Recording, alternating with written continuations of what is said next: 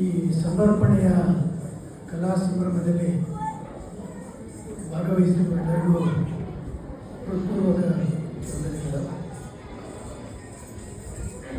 ಈ ಪರಿವಾರದಲ್ಲಿ ನಾನೊಬ್ಬ ಇದ್ದೀನಿ ಅಂತ ಅತ್ಯಂತ ಈ ವಿಷಯದಲ್ಲಿ, ಕಲೆಯ ವಿಷಯದಲ್ಲಿ ಅತ್ಯಂತ ಪಾಮರನಾಗಿರ್ತಕ್ಕಂಥ ನನಗೆ ಈ ಕಲಾವಿದರ ಕುಟುಂಬದ ಜೊತೆ ಒಂದು ಸಂಯೋಗ ಬಂದಿರೋದು ನನ್ನ ಯಾವುದೋ ಜನ್ಮದ ಪೂರ್ವ ಪುಣ್ಯ ಅಂತ ಭಾವಿಸ್ತಿದ್ದಾರೆ. ಶೀಲಾ ಶ್ರೀಧರರು ಬಹುಶಃ ನನಗೆ ಒಂದು 40-45 ವರ್ಷಗಳ ಪರಿಚಯ, ನಂತರ ಸಂಬಂಧ. ನನ್ನ ಶ್ರೀಮತಿಯ ತಂಗಿ. ನಾನು ಹೆಚ್ಚಾಗಿ ಅವರನ್ನು ನೋಡಿರೋದು ಸಂಬಂಧಕ್ಕಿಂತ ಹೆಚ್ಚಾಗಿ ಅವರು ಅತ್ಯುನ್ನತ ಕಲಾವಿದೆಯಾಗಿ ನಾನು ಅವ್ರ ಮನೆ ಪರಿಚಯ ಆದಾಗ ಅವರು ಕಲಾಕ್ಷೇತ್ರದಲ್ಲಿ ಓದ್ತಾ ಇದ್ದರು. ಅವರು ಏನೇನು ಕಷ್ಟಗಳನ್ನ ಅನುಭವಿಸಿ ಕಲೆಗೋಸ್ಕರ ತಮ್ಮ ಜೀವನವನ್ನು ಎಷ್ಟು ಮುಡುಪಾಗಿತ್ತು ಅನ್ನೋದು ನನಗೆ ಪೂರ್ಣವಾಗಿ ಅರಿವಾಗಿದೆ. ಆ ತಾಯಿಯ ಶ್ರಮವನ್ನು ಅರ್ಥಕೊಂಡು ಅದೇ ಶ್ರಮವನ್ನು ಹಾಕಿ ನಾನು ಈ ಕೈಂಕರ್ಯದಲ್ಲಿ ಭಾಗಿಯಾಗಬೇಕು ಅಂತ ಶ್ರೀಮತಿ ಶಾಶ್ವತಿ ರಘುನಂದನ್ ತಮ್ಮನ್ನು ತಾವು ತೊಡಗಿಸ್ಕೊಂಡಿದ್ದಾರೆ. ಮದ್ರಾಸ್ನಲ್ಲಿ ಇರ್ತಕ್ಕಂಥ ಕಲಾಕ್ಷೇತ್ರ ಇದು ಬರೀ ಮದ್ರಾಸಿಗೆ ಸೀಮಿತ ಅಲ್ಲ.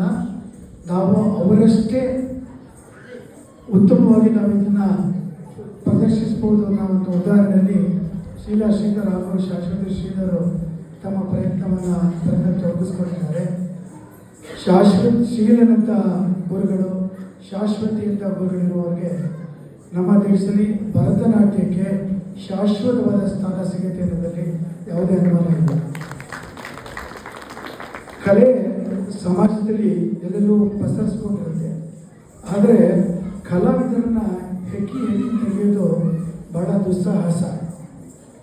ಆ ಒಂದು ಕಲೆಯನ್ನು ಹೆಕ್ಕಿ ತೆಗೀತಕ್ಕಂಥ ಕೆಲಸವನ್ನು ಡಾಕ್ಟರ್ ಶೀಲಾ ಶ್ರೀಧರ್ ಅವರ ಮಗಳು ಮಾಡ್ತಾ ಇದ್ದಾರೆ. ಇವತ್ತು ಆ ಮರಣದಲ್ಲಿ ಅವರ ಒಂದು ಪಾಠ ನೋಡಿ ಬಹಳ ಭಾವುಕನಾದೆ ನಾನು. ಆ ವರ್ಣ ನೇವಣಿಗೆ ಭರತನಾಟ್ಯದಲ್ಲಿ ಅದರಲ್ಲಿರ್ತಕ್ಕಂಥ ಲಯ ಆಗಲಿ, ಭಾವ ಆಗಲಿ, ಅದನ್ನೆಲ್ಲ ತೋರಿಸ್ತಕ್ಕಂಥ ಒಂದು ಆ ಪ್ರಕ್ರಿಯೆಯಲ್ಲಿ ಅವರು ಎಷ್ಟು ಭಾವುಕರಾಗಿ ಮಾಡಿದ್ರು ಅಂತ ವರ್ಣದಲ್ಲಿ ಅವರ ಯೋಗ್ಯತೆ ಎಷ್ಟು, ಅವರ ಶಕ್ತಿ ಎಷ್ಟು ಅನ್ನೋದು ಬಹಳ ವಿಷಯ ಗೊತ್ತಾಗ್ತಿತ್ತು.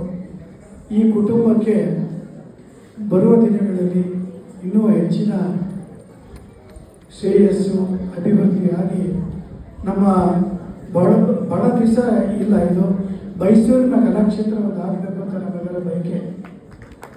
ಈ ಮೈಸೂರಿನ ಕಲಾಕ್ಷೇತ್ರದ ಕೈಂಕರ್ಯವನ್ನು ಶ್ರೀಮತಿ ಶೀಲಾ ಶ್ರೀಧರ್ ಅವರ ನೇತೃತ್ವ ವಹಿಸಿ ನಂತರ ತಮ್ಮ ಮಗಳು ಶಾಶ್ವತಿಗೆ ಮಾಡಿ ಇನ್ನೊಂದು 16 ವರ್ಷಗಳಲ್ಲಿ ಮೈಸೂರಿನ ಕಲಾಕ್ಷೇತ್ರದ ಶಿಷ್ಯರು ಅನ್ನೋ ಒಂದು ಪ್ರಕೀರ್ತಿಯನ್ನು ತಕ್ಕೊಳ್ಬೇಕು ಅಂತ ಅವರಲ್ಲಿ ಮನವಿ ಮಾಡಿಕೊಂಡು ನನ್ನ ಹೃತ್ಪೂರ್ವಕವಾದ ನಮನವನ್ನು ಸಲ್ಲಿಸ್ತೇನೆ.